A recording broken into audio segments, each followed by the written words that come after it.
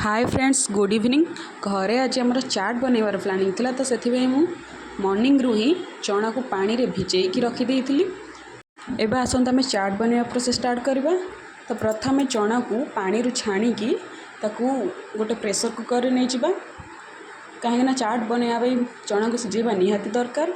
तो चना आउ से दीटा आलू एका सहित सिझेदेवा। चना और आलू को एका सहित प्रेसर रखला परे आमे से किछि पानी आउ किछि लुण को ऐड करबा आउ ता सहित किछि कुकिंग सोडा भी देदेबा, जहाँद्वारा कि आमर चना और आलू पूरा परफेक्ट सिझीजिवो। तापर आमे प्रेसर कुकर को कवर करिकी ताकू सिझिबा पई छाड़ीदेबा। देखंतु से हुइसिल आसी जाइछि। एबे आको ठंडा करिक आमे बाहर करि नबा।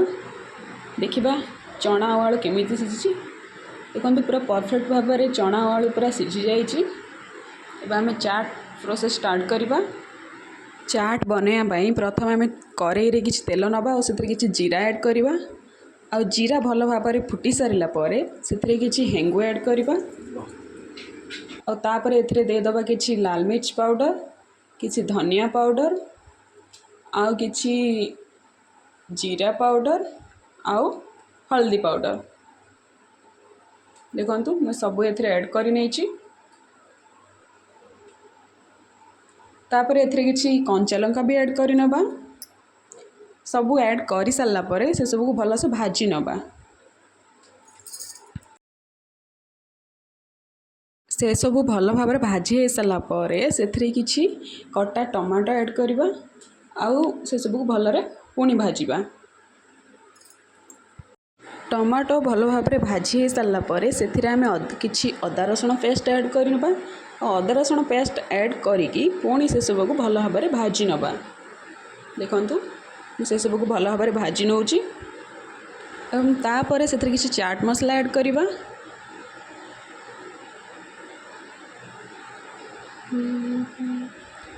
पुणी से सब को भल भाव में मिक्स करि नबा।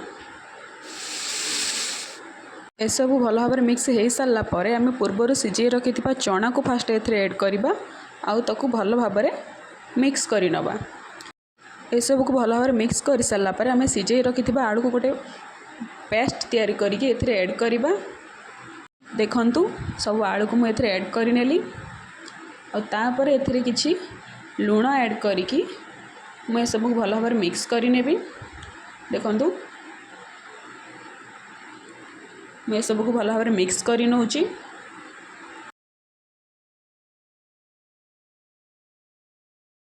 एपटे आमर हबी गोटे पैन नहीं कि से किछि जीरा आ किछि सुखिला लंका को भाजुचंदी, कहीं ना जीरा और सुखिला लंकार भजा हो सारा परे से जो पाउडरटा तैयारी हुए से पाउडर को आमे चाट रे ऐड करबा द्वारा भल टेस्ट आसे और भल फ्लेवर भी आसे। तो आमर जीरा आउ लंका भाजी हो जाइए से एबे आकु मिक्स करुचंदी। देखंतु तापर से जीरा और लंकार पाउडर को यही चाट तरकारी ऐड कर नहीं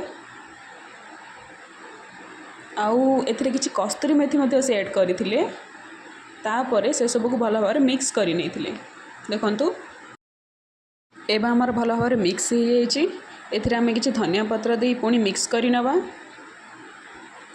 देखंतु पूरा पूरी रेडी हो जाइए। एबे आमे गोटे चाट डब्बा नहीं से चाट को प्रिपेयर करवा। देखंतु मु किछि चाट तरकारी एथरे ऐड कर नउची।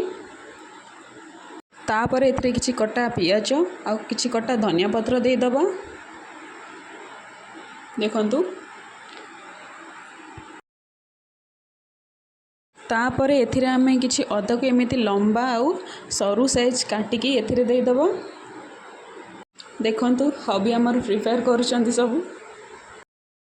तापर एथरे किछि लेंबू रस ऐड करबा जहाँद्वारा कि एथरे किछि खटालिया टेस्ट आसीबो। तापर एथरे किछि मिक्सचर आउ किछि कॉर्न चिप्स दे दबा। आउ एथरे किछि कॉर्न चिप्स दे सारला परे सेथरे किछि चिल्ली सॉस, किछि टमाटो सॉस आउ किछि चाट मसला दे भल भाव में मिक्स कर नबा। देखंतु भल भाव में मिक्स हो जाइए। एबे हमर चाट पूरा रेडी। केमिति देखा जाउछि निश्चय कमेंट रे कहिबे। चाट रेडी हो सारा पर फास्ट मु ताकू नहीं टेस्ट करी सतरे बहुत टेस्टी थिला। आपणमानंकु मोर चाट रेसिपी ब्लॉगटी केमिति लागिला निश्चय कमेंट रे कहिबे। रहिली, थैंक यू।